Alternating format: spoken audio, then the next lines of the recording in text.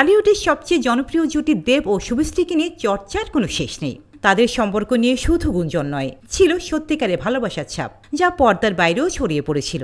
অনুরাগীরাও আশায় ছিলেন প্রিয় জুটির বিয়ে দেখতে পাবেন বলে, কিন্তু সে স্বপ্ন পূরণ হয়নি, বরং একসময় তাদের প্রেমের সমাপ্তি ঘটে। কিন্তু কেন? তাহলে একটু পিছনে ফিরে তাকাতেই হয়।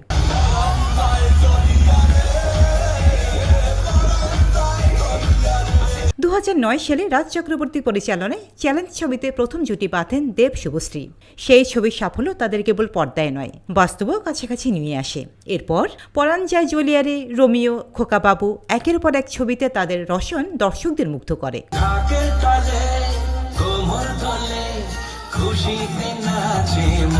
পরাণ যায় জ্বলিয়ারে সিনেমার সময় তাদের প্রেম গভীর হয়। সম্পর্ক এমন পর্যায়ে পৌঁছায় যে পরিবারও এতে জড়িত হয়ে পড়ে। কিন্তু সবকিছুর পরেও বিয়েতে গড়ায়নি সেই প্রেম। তাহলে হঠাৎ কি ঘটেছিল? কেনই বা ভাঙল এতটা জমে ওঠা সম্পর্ক?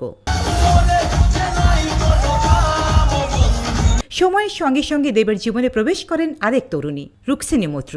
সেই সময় রুক্মিণী মডেলিংয়ে যুক্ত ছিলেন, কিন্তু দেব রুক্মিণীর ঘনিষ্ঠতা শুভশ্রীর কানে গেলে সম্পর্কের টানাপোড়েন শুরু হয়। এক পর্যায়ে দুজনের যোগাযোগ বন্ধ হয়ে যায়, সম্পর্কের ইতি ঘটে।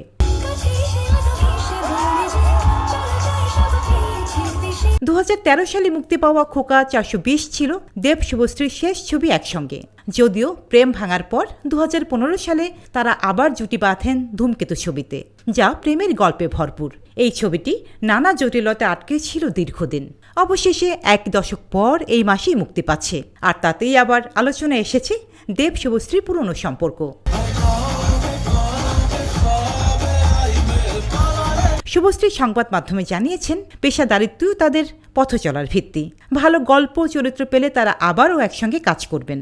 অন্যদিকে দেবও এক সাক্ষাৎকারে বলেন, এই জন্মে শুভশ্রী তার নাম থেকে দেবকে সরাতে পারবে না, আমিও পারবো না আমার নাম থেকে শুভশ্রীকে। ওয়ান স্ক্রিনের জুটি হিসেবে আমরা একে অপরের সঙ্গে জড়িয়ে থাকব। নির্মাতা রাজ চক্রবর্তীরও বহু প্রতীক্ষার অবসান হচ্ছে ধূমকেতু মুক্তির মাধ্যমে। আর দেবের বর্তমান সঙ্গী রুক্মিণী মৈত্র নিজেই জানিয়েছেন, আমি জানি এই ছবি মুক্তির জন্য দেব কতটা অপেক্ষায় ছিল। যাই হোক, এত বছর পর দেব এবং শুভশ্রীর স্পার্কেল মোমেন্টস ক্রিয়েট করলো অন স্টেজে। ভক্তরা খুশি, সবাই হ্যাপি।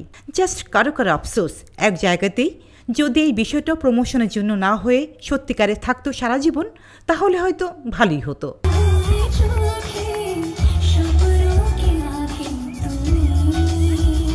রুচিনা রোজি, দেশকাল নিউজ।